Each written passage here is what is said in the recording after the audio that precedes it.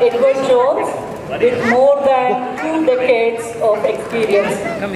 She has helped individuals, family, building financial confidence and achieve their goals. She is originally from India. Vimal first moved to Canada in 2002 and began a career dedicated to guiding others through important financial decisions with knowledge, integrity, and compassion. Beyond her professional life, Vimal is a proud mother of 2 boys. Her oldest has recently begun his professional career, and her younger son is a rising 7th grader. She enjoys traveling, hiking, running, catching up on sleep whenever she can, and unwinding with a good TV binge. Drawing from her experience as an immigrant, a working mother, and a trusted financial partner, Vimal brings a unique perspective on balancing family, career, and personal growth. Please give a warm welcome to Vimal Isaria. Thank you so much. Vimal, please introduce yourself to the audience. Hello everyone. So like Preeti graciously introduced me, I've been in the US for the last 12 years, and before that for 12 years we lived in Canada.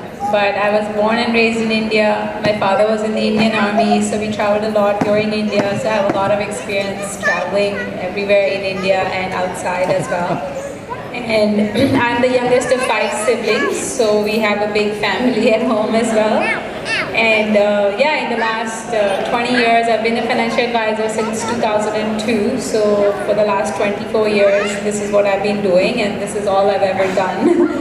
My goal is to help everybody with their financial goals, because finance is important to every one of us, even if it's a small part of our life or a big part of our life. But if I can make a difference in anybody's life, I feel like that's my purpose here. So.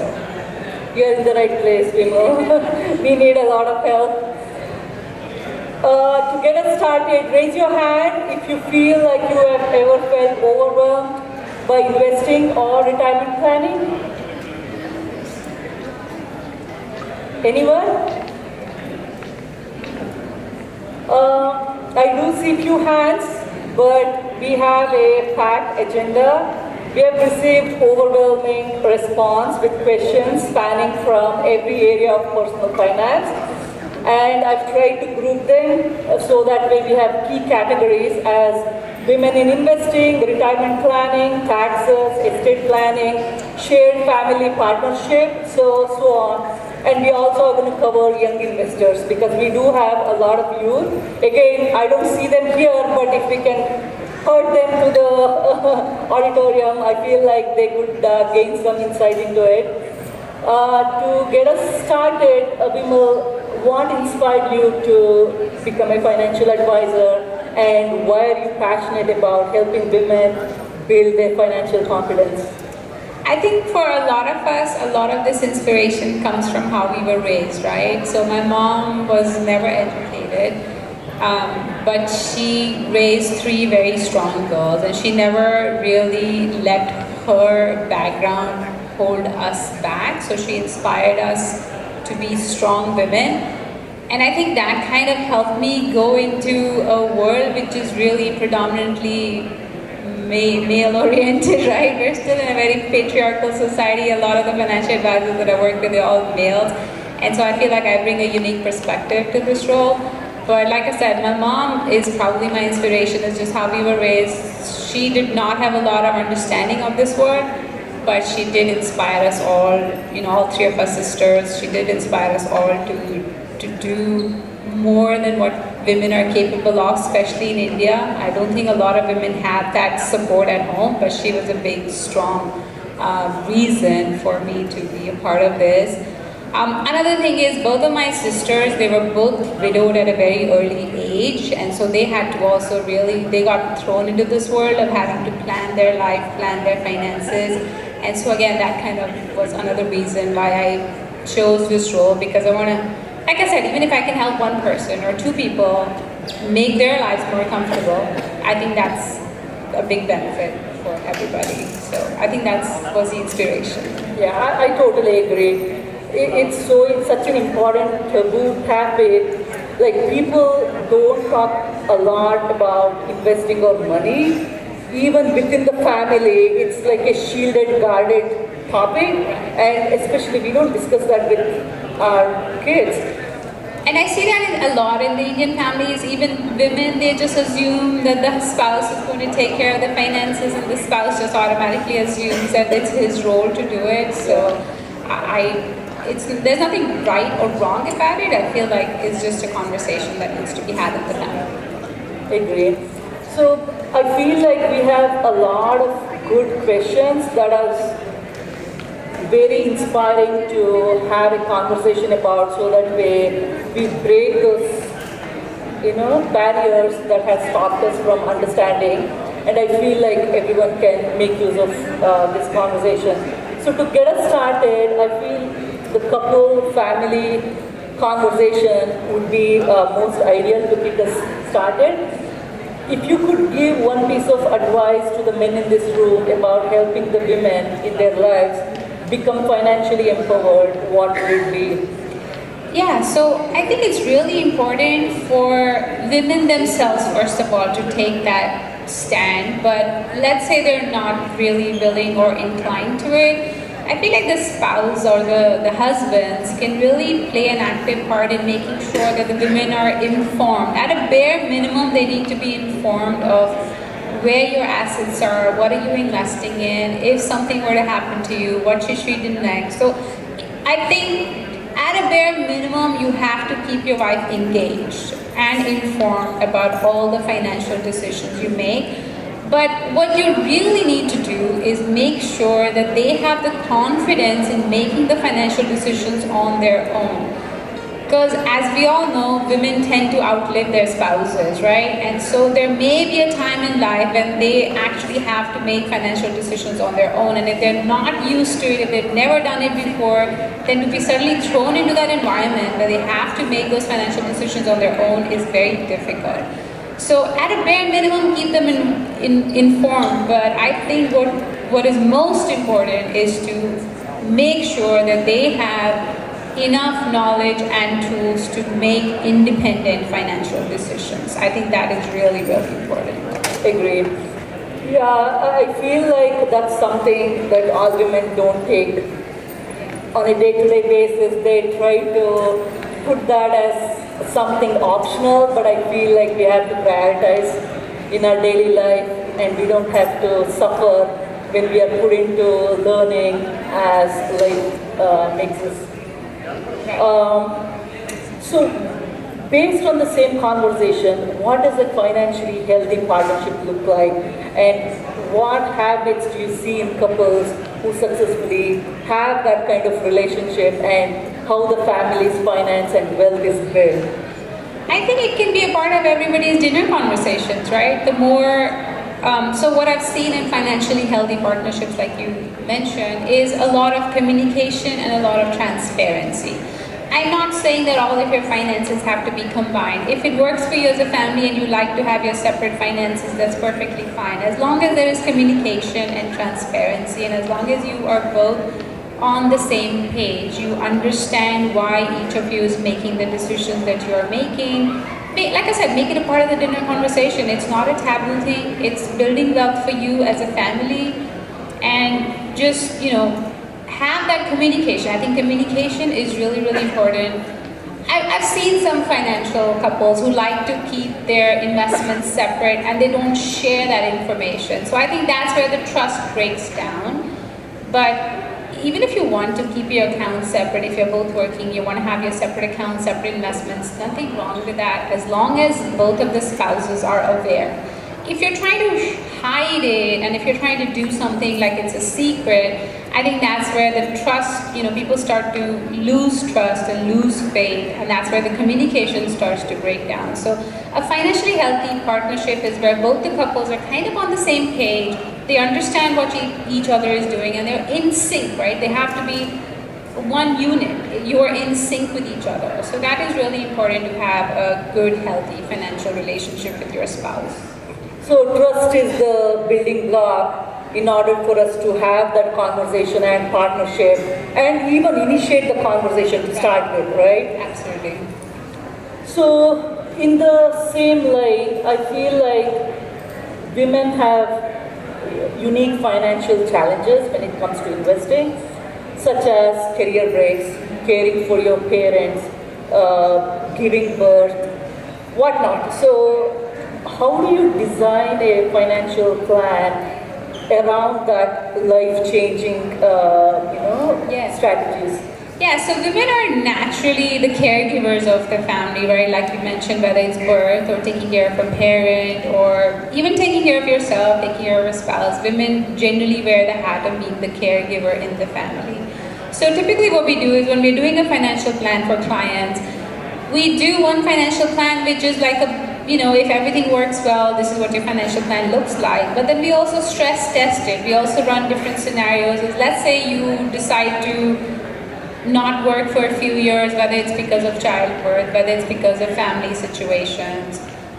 Let's say if you have a single income household, what impact does that have on your long-term goals? Let's say if you have an extra expenditure of a parent being in a long-term care home, let's say you need to support a parent financially, what impact is that going to have on your financial picture? So we run all of those scenarios for you and we work backwards. Like if this is one of your goals, let's say your parents don't need it right now, but you see a situation where 5 years down the road they may need that, right? So we put that in your plan. We put those numbers in your plan and say if you were to spend, $20,000 extra every year to support a family member, or if you have this much loss of income, you're not able to add to your 401ks every year, what impact is that going to have in your long-term plan? And so we work backwards from there and we try to incorporate all of your situations, all of your different goals into your long-term plan. And we give you a rosy picture, of course. If everything works out well, this is what it looks like, but what if things don't work out, or what if life happens? We run all of those scenarios for you. We do that stress testing for your plan and then see what we need to do today to make sure that we are still able to meet all of those goals and still stay on track. Yeah, makes sense. I feel like without having a plan, I feel women are always at a risk of not having that good financial picture. I feel having the conversation, having a plan definitely helps them navigate all those changes that life throws at them. Absolutely. Everyone needs to have a plan, right? You need to have a financial plan. What is your goal in life? I always like to work backwards. Instead of saying, hey, this is what you're doing today, where does that get you? That's not my purpose. My purpose is, hey, where do you want to be, right? What is your goal? And then we work backwards from there. You may have one goal, you may have 10 financial goals, and we try to make sure you're on track for all of those. Right. So on the same line, again, no one wants to put in a situation where they have to deal with divorce or loss of spouse. So do you have experience working with women who have had major life transitions like divorce or loss of a spouse, especially if the spouse was the main breadwinner? How do they navigate such situations? Yeah, so like I said, first, if you've been through a life-changing event, we again change your plan. Right now, let's say you're a single person, whether you're working, not working, if you've received an asset from your spouse, are you getting any alimony, are you getting any support, child support, things like that. So we incorporate all of those numbers and then we help you, assess where you are today. It could be widowhood, you may have got an insurance claim. It could be divorce, you may have gotten a split in assets. It could be any situation. But we work with you, we put it into your plan, we put the numbers for you. And it's my job to give you show you the mirror. So if you're not on track, let's say you've never worked in life, right? And now you're going through a life-changing event. Then maybe you need to go and develop a skill, and maybe you need to start building an income stream for yourself, whether it's through work or some kind of a business. But if you're going through a life-changing event, then my job is to tell you what you need to do to make sure you're reaching your goals, right? Maybe you've received enough amount in settlement, and maybe you don't need to go back to work, but maybe you do, because if you have kids to support, if you have family members to support, then we tell you what you need to do to be able to reach those goals and support yourself without, being a financial burden on anybody else. Because at the end of the day, I feel like it's your dignity that you want to protect, right? It's not so much about the numbers, it's all about your self-respect, your dignity. And so we are guiding you through that and telling you what you need to do to be able to keep that dignity, keep that self-respect, and provide a same lifestyle for yourself as well as your kids or family members. Makes sense. Closing on the couples family topic, I have one last question. I feel like this can happen to anyone.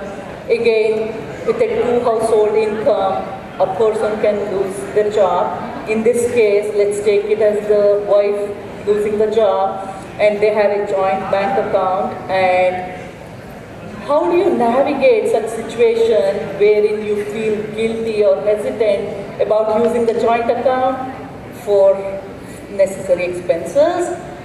I feel like it's a very fine line, but again, coming back to your, being empowered, how does this work? How do you guide them? And I think that to some extent we would all feel like that. But I don't think we should, because just because you're not working does not mean you're not supporting your household. Just because there's no price tag attached to whatever services you're providing at home, you're still providing a service. I think if the situation is reversed, I don't think husbands would feel guilty about taking money out of the account. If, husbands get laid off, are they going to feel guilty about paying a mortgage or, doing grocery shopping or, paying some other expense? I don't think that happens. And like I said, a lot of times women are the caregivers. They're doing a lot more of the household chores, which we don't put a price tag on. So I don't really see any reason why women should feel guilty about using any funds in an account. Think of the household as one unit. I feel like instead of us thinking of us as individual people, if we think of the household as one unit, then that guilt will not be there, because you're here to support your household. Whatever you're spending on as a household. It's one unit. It's not me versus you, right? It's not like that. We're one unit. We have to be in sync all the time. You have to be in lockstep, right?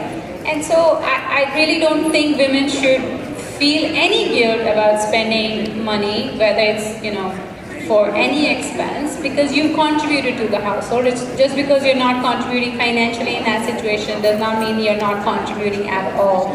Every person has a role in the household, and every person does contribute to the household. Agree. So I want to throw some stats here. Only 53% of women say they feel confident managing investments, even though 92% are confident paying bills.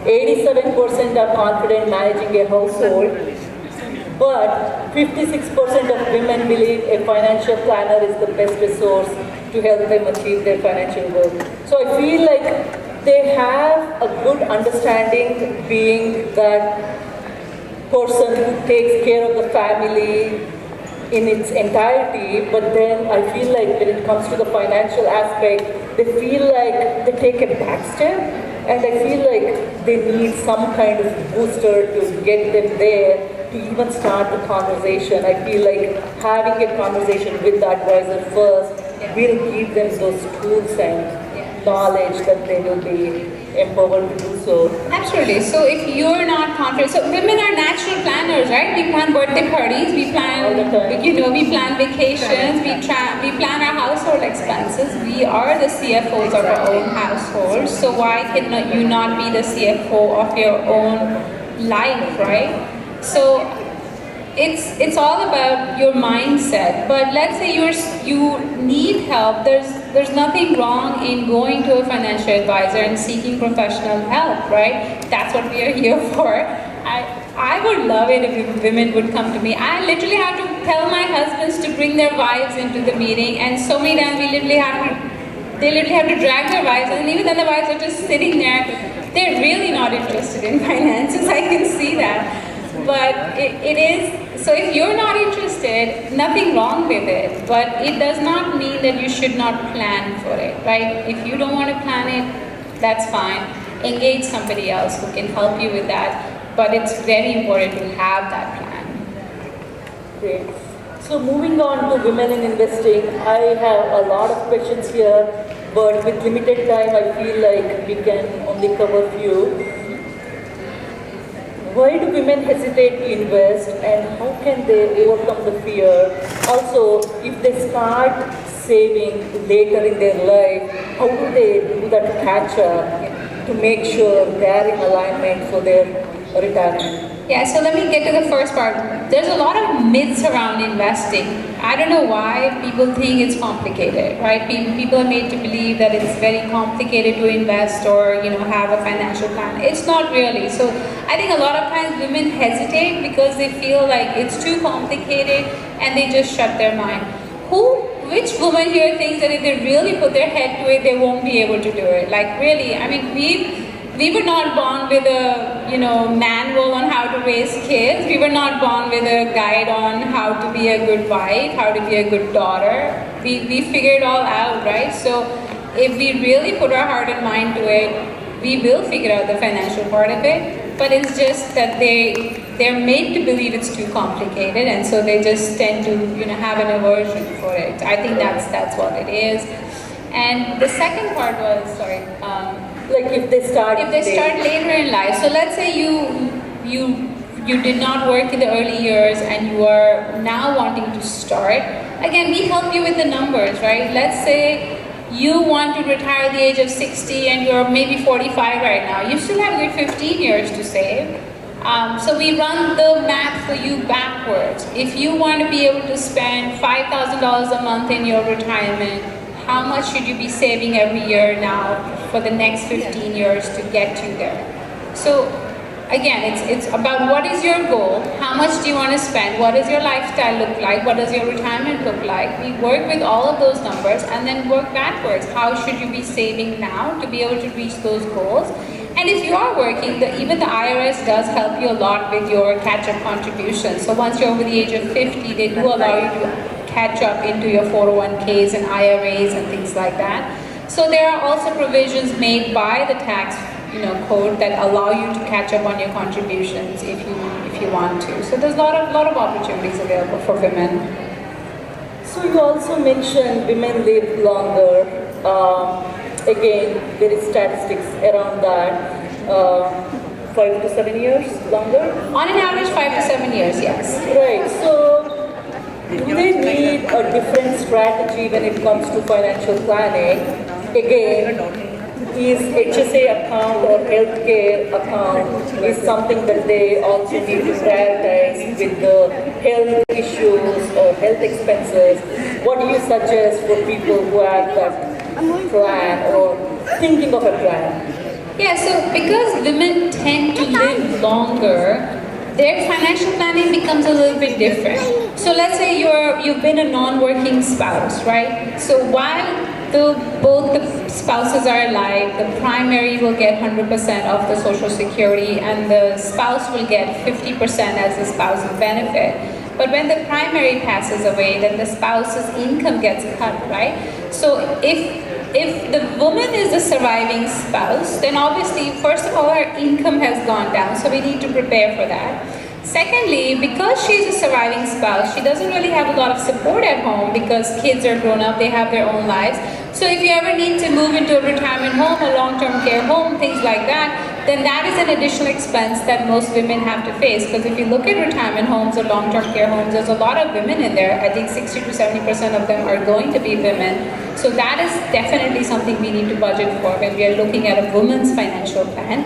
And then we come to Medicare and things like that. So Medicare Part A, Part B will cover your basic hospitalization and, preventive care. But you need to have a drug plan because a lot of times seniors, they take a lot of prescription drugs. So you need to have a drug plan. You still need dental and vision. So you still need Medicare Part A, B, C, and D. You need a lot of those. HSA is a good tool, but I don't think that's the only one you should rely on for your medical expenses because it's not going to be enough. You can only add so much to an HSA every year. It's not going to be enough. And we all know in this country what medical expenses can look like. I can share a personal story.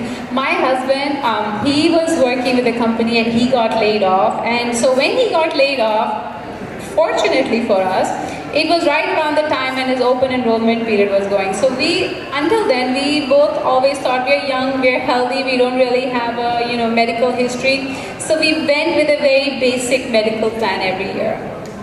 But because he was just laid off, he had the COBRA for 6 months and it was open enrollment. So we thought, hey, you know what, his company is going to sponsor that extra amount. So why don't we go with the full coverage this time? So we opted for the plan which had 100% coverage. And as luck would have it, he had his appendix burst within those 6 months and he had to be hospitalized. We had to rush to the ER, he had to be hospitalized, he had to be operated on. The bill for that one appendix surgery was $52,000. And if we had not been in that plan, it would have been at least $15,000 to $20,000 for us out of pocket.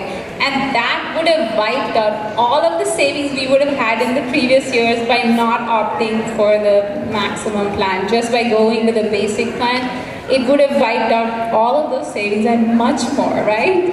So since then, it was like a learning curve even for us, even though I'm in the financial world, I'm a financial advisor, even then it was a learning experience that, one event, all you need is one bad day, all you need is one event, and it can wipe out all the savings you've had in the previous years. So I think insurance, medical insurance is very important to protect your assets and protect your long-term goals. You need to have that piece. It is very, very important. And HSA is not going to be enough, so you cannot rely completely on HSA to bail you out in that situation. Makes sense. I know insurance is one. The other important aspect of saving and again how our assets are transferred to our kids. I would like to jump into estate planning and inheritance. I know no one wants to talk about divorce, childbirth, loss of spouse, but again, how does estate planning plays into all this? Who needs a will? Who needs a trust? Yeah. I think will is something everybody needs, right? So if you have kids, if you're married, if you have any assets in your name, you need to have a will. Not just will, you need to make sure your estate planning covers all your accounts, make sure there's beneficiary designations on all of your accounts, and any assets that you have which don't have beneficiaries, it could be property, primary residence, things like that, any businesses you own, those are the things that will get part of your will. So every person has to have a will. But this is extremely much more important. I feel like a will is more important for younger families who have kids who are not yet adults, because God forbid something happens to both of the parents. And if you don't have a custodian listed in your will for who's going to take care of your children, they become a ward of the state. So will is very important for protecting your assets and making sure they get transferred to your beneficiaries in a proper manner. But it is also very important for you to designate what happens to your children if both of you get into a car accident and your kids are fine, and who's going to take care of them, because you don't want them to become going into a foster home. If you have a family member here, you can make them as your custodial for the kids. If you don't have family members, if you have good friends, you can list them in your will. Because if you have family members in India who are not US citizens, the government here will not hand over a US citizen child to a non-US citizen family member unless they run through the courts, prove next of kin, and that can take a long time. So I feel like will is really important for people to designate who is going to be the custodian for the kids. And then any life-changing event, you need to update your estate planning, right? If you're going through a divorce, if you're going through widowhood, any life-changing event, you need to again update your will, make sure that everything is listed properly and everything will be distributed the way you want it to be distributed. As for will versus trust, I see a lot of people get sold on a trust, but not everybody needs a trust. The will take care of all of your assets which don't have beneficiaries. So if you have a 401k, you can designate a beneficiary on it. If you have a bank account, a brokerage account, all of those can have beneficiaries on it. The things that you cannot have beneficiaries on is things like any business you may have, right? Any LLCs you may have, if you have investment properties and if you have them under LLCs, that cannot have a beneficiary designation. So those are the things that you can put into a trust. So if you have anything that is going to go through a will, but cannot have a beneficiary designation, then a trust can get important. There's a fine line between what you need to put in a will and what you need to put in a trust. But any businesses, any investment properties, anything else that you cannot have a beneficiary on, it will be easier to put in a trust. And the reason is because once a property or anything is in a trust, even your brokerage account, you can put it in a trust if you want to. Your bank account can be a family trust if you want it to be.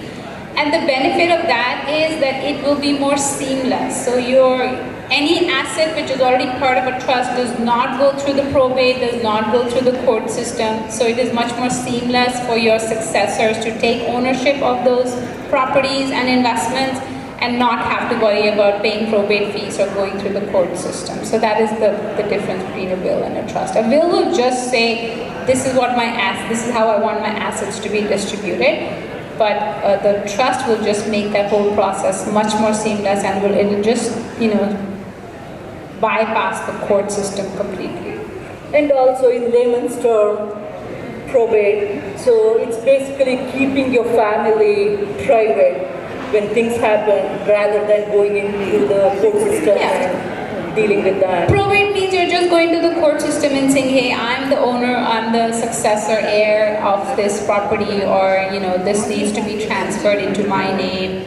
Let's say primary residence, for example. If you have not gone to the city and provided a beneficiary for your primary residence, and again, if something happens to both of the spouses together, then the kids have to go into the court and say, hey, I'm the next heir, I'm the heir of this property, and I need this to be transferred into my name. And so the court is going to charge you a fee for doing that. But if that primary residence was already in the name of a trust, then they don't need to do that, because they're probably already going to be designated as the successor owners of the trust, and they don't need to go to the court and prove their ownership of that property. Especially it would be helpful if the kids are minors and not know how to go about and in the trust document you can designate who is going to be the trustee if the kids are not minors. So the trustee their only purpose in life is to work in the best interest of who the trust beneficiary is. Makes sense. I feel like that's one of the most important things, just like the financial planning aspect. The last question I have in the estate planning is, again, a lot of people do not think of financial power of attorney. So how important is that, and why do we need it? Again, life happens, right? Anything can happen to anybody at any given time. So a financial power of attorney means, let's say I have an account individual just in my name. If I give a financial power of attorney to my husband and I get into I have maybe a disability, maybe I'm no longer able to make a good financial decision for myself, then I'm giving the authority to my husband that he can access my account and make whatever financial decisions he wants. It's very important for part of the estate planning, because let's say, especially for seniors, right? It's really, really important for seniors to give a financial power of attorney. One, because some people do have mental issues as they start aging, they have incapacity. So as they go through life, if they have a financial power of attorney given to a spouse or a child, and they get, hospitalized, and the person needs to access the funds to pay the bills, then it's very easy. If now let's say I'm 80 years old and I need to be hospitalized and I don't have a financial power of attorney, and my son needs to pay the hospital bills and he cannot access my account, then that's a very unfortunate situation. So that is where financial power of attorney is just there to protect you, so that all of your bills can still be paid, and you don't really have any situation where something needs to be paid, you're not mentally able to make those decisions, and the accounts are not being used for what they were meant to be. Yeah, makes sense. I think those are most of the important topics as part of financial planning. Every family should talk about and have a plan in place. Absolutely. Moving on to the next topic, taxes. I know if we take it whole here, I don't think 90% of the women would have seen a tax filing. They would have done it for 25 years but not seen the tax filing and have no idea how much taxes they're paying, what taxes are they paying towards. I know it's another taboo area, but do you think spouse needs to understand the tax implication or where the money is going? Yes, so at a bare minimum, everyone should know their tax bracket, right? They should know the decisions they make today, what impact it's going to have on their taxes. So let's say I don't understand my tax situation and I'm trying to do some trading. I may have a lot of capital gains, and if I don't know the impact that it's going to have on taxes, that could be a big tax bill at the end of the year. So taxes is a pretty big piece of your financial planning picture, because the decisions you make today are going to have an impact on how much taxes you pay at the end of the year. Whether it's 401k contributions, whether it's Roth contributions. Again, let's say I don't know what tax bracket I'm in, or I don't know what my household income is, and I do a Roth IRA contribution that may or may not even be allowed by the IRS, right? So those are some things that everybody needs to be aware of. Just basic rules, right? How much is my tax bracket? What are the tax tiers? What impact does 401k contribution have on your taxes? What impact does IRA contribution? If you're a retired person, what impact can your minimum distributions from your 401k, what impact can it have on your social security, right? So a lot of consideration there. So having a basic knowledge of taxes is also very important. Otherwise, you might end up paying a lot more money to the IRS than you should. Right. So I feel this is again for the senior folks. Do you suggest opening Roth IRA for retired people? Is it worth drawing funds from IRA, paying taxes? What tax strategy do you have for retired folks? So again, retired people have different tax things to look at. Big part of it is, first of all, Roth IRA. If you're a retired person and you don't have earned income, you cannot do a Roth IRA contribution, right? You cannot even add money to a Roth IRA. The only thing you can do is Roth conversion. So if you have money in a pre-tax account like a 401k or a traditional IRA, you can do a Roth conversion, but that is going to be a taxable event. So it is very important to be aware of what tax bracket you're in, because a Roth IRA conversion may push you into a higher tax bracket. So very important to have a conversation with a tax advisor or financial advisor before you do any Roth strategies, especially in retirement.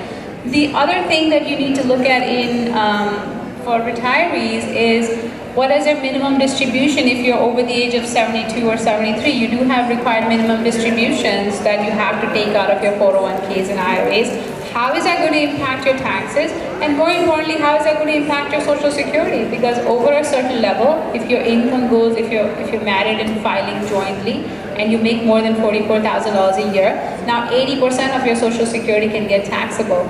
So again, very important to be mindful of all of these things before you make any changes to your investment accounts or 401ks or Roth IRAs in retirement, because a lot of these will trigger taxes for you, and if they are avoidable, if there's any way to avoid them, then we should be avoiding those.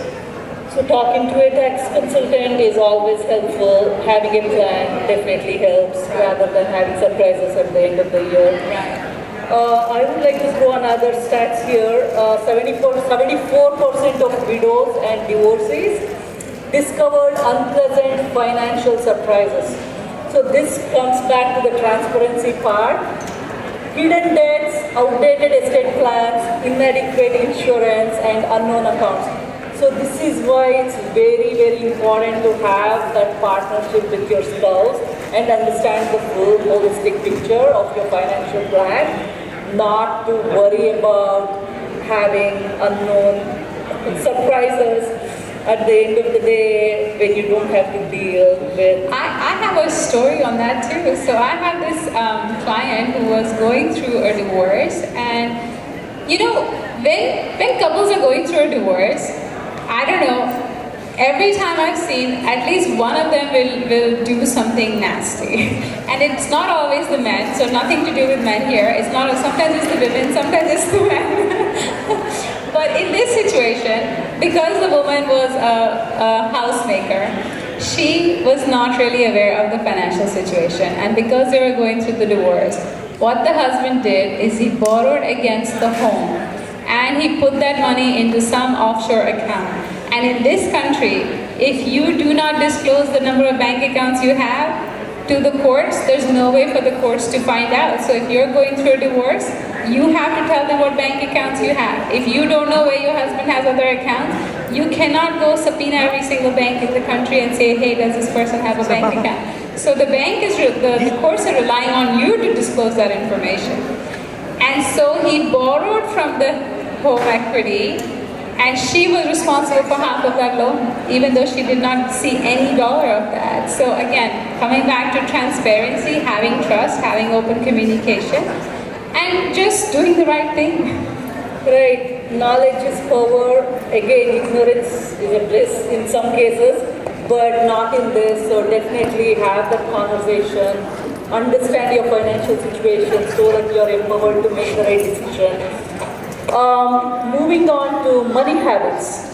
What's like the biggest long-term impact, regardless of income, that would be helpful for folks to have? Discipline. The only thing I've seen a big difference between, it doesn't matter how much you make. It's not about how much you're making. It's really about what discipline you have in saving. I've seen a big difference in people who have had a disciplined approach to saving compared to people who made a lot of money but did not have that disciplined approach. Or even making, rational decisions. So I think the number one factor is just discipline. Have a good discipline of saving money. I usually recommend to my clients is have at least 3 or 4 buckets. In your financial plan, have 3 or 4 buckets. One bucket is your retirement money bucket, right? The other bucket could be an emergency fund. The third bucket could be your kids' college planning bucket or kids' wedding expenses. So whatever is your goal, have your money divided into those buckets. And then the investment strategies have to be in line with those goals or those buckets. But definitely classify your money into 3 or 4 different buckets depending on what your goals are, and then invest accordingly. Or keep filling in those buckets accordingly, right? If you have an emergency fund and you end up using it, make sure you fill it back. If you have kids' college goals or wedding goals, make sure you're filling that bucket. And retirement is obviously the number one, right? I always say, and I'm sure you've all heard this, nobody gets a loan for retirement. You can get a loan for your kids' college, but you're not going to get a loan for your retirement. So make sure you're filling your retirement bucket first. If you're in a good financial situation, you can always help your kids. But helping your kids and then not being in a good financial situation, that's not a happy place to be. Right, agree. On the same note, when it comes to organizing wealth, again, going back to the transparency, partnership, what financial, legal, digital information should spouses organize and also share, so that way we don't have surprises, the unknowns, and be prepared as life throws curveballs. So, especially if you have a spouse who's not interested in being part of the financial conversation, it is very important for you to keep an organized folder.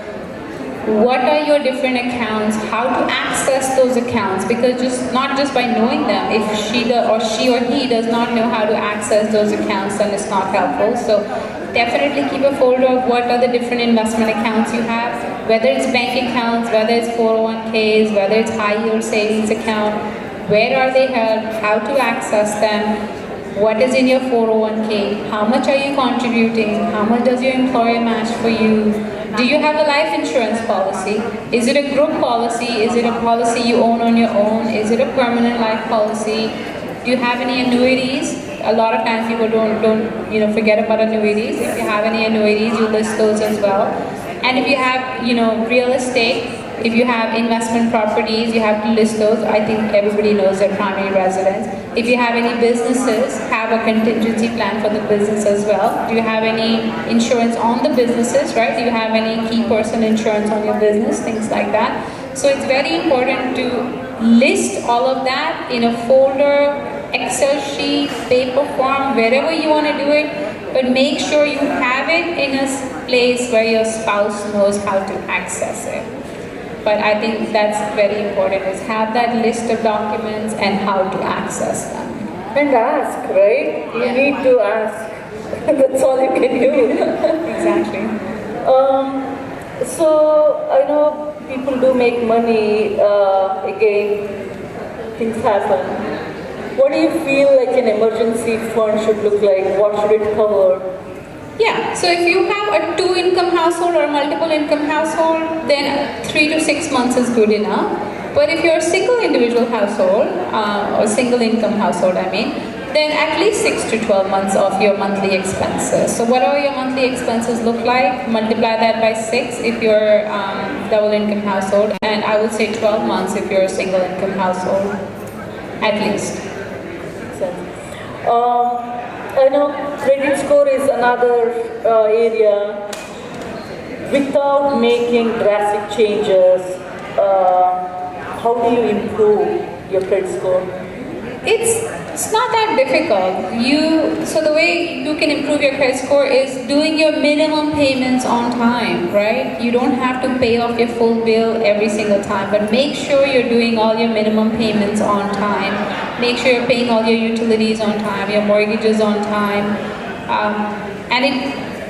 If you have multiple credit cards, that actually helps, right? If you have a store credit card, we women, we love to shop. I might go into Macy's and get their credit card. I might go into Old Navy and get their credit card. So multiple credit cards actually help to build your credit score as well. But make sure you're doing the payments on time. You don't necessarily have to do the full payment every single month, but if you can just do the minimum payments every month, that will drastically improve your credit score.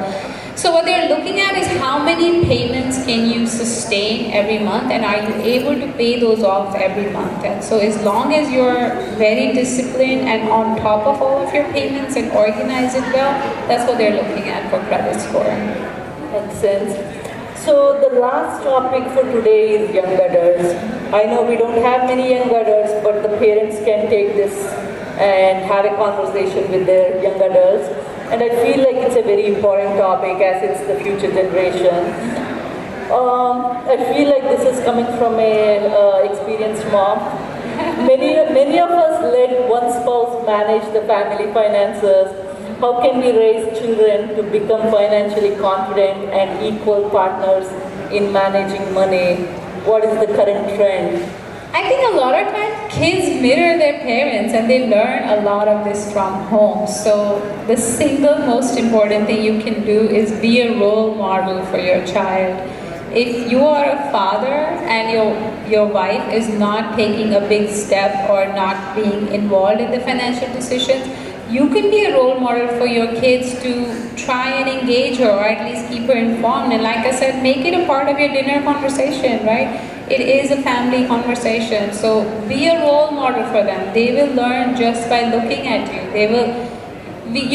Parents are always complaining that their kids don't listen. I promise you, kids are always listening. They're just not listening to what you want them to listen to, but they're always listening. So be the role model. And if you're a woman and you want your daughters to be involved in you want to be a good role model, then you have to step up. If you always shied away from these conversations, you have to step up and you have to be the role model for your daughter or your son. Even as a mom, I can be a good role model for my son because I want him to make sure that he's having the same conversations with his spouse in the future.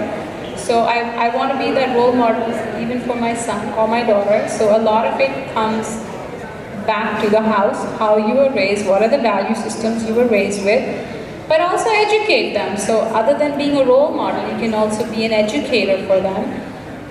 My son, for his 18th birthday, I opened a trading account for him. I put money in there and I said, I don't care if you burn this money to the ground, but I want you to learn how to make a mistake. So go start investing. Don't ask me what to buy. Don't ask me what to sell.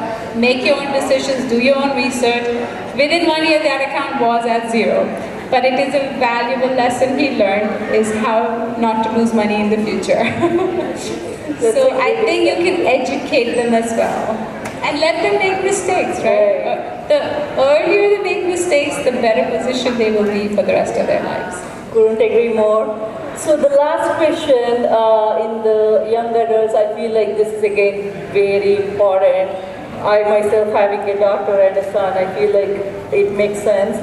Is prenup contract helpful for young women to protect their financial situation, especially when each state has a different rule? Right. How do you approach this? Because again, this is a taboo topic. So how do we educate? Again, it's going to be taboo only if you make it taboo. If you're going to be awkward about having a conversation, you will be awkward having that conversation. So don't be awkward. And this is gender neutral. I feel like prenup is not there just to protect the women. It could be there to protect the men as well. If you have a lot of wealth going into a marriage, a prenup is very essential for you to protect that wealth, right? So nothing wrong with having that conversation. I feel like these days everybody should have a prenup because life happens, anything can go wrong, and you don't want to be, in a situation where your assets are at risk. So having a prenup should be a part of every conversation or every marriage, and there's nothing wrong with it, nothing awkward about it. A lot of it is internal. We get into our own heads a lot of the times. We think it's not acceptable, but it is. It's totally acceptable. And you'd be surprised. I think it's also maybe a generational thing. In our generation, we think prenup is taboo, but if you talk to the younger generation, it's not a taboo for them. So let them have that conversation. It's perfectly fine. It's perfectly normal. It's, again, a piece of your financial plan. It is not that you don't trust somebody. It's just a piece of your protection strategy. Makes sense. I know we are on time. Before we wrap up, one last question. If every woman in this room could take just one action item that they can implement and improve their financial future, what would you suggest? Be involved, at least be informed. Like I said, at a bare minimum, every woman needs to be informed of what your financial plan is, what your assets are, what is your strategy. Even if you don't want to be an active part of it, you still need to be aware of it because anything can happen, a life-changing event can happen anytime.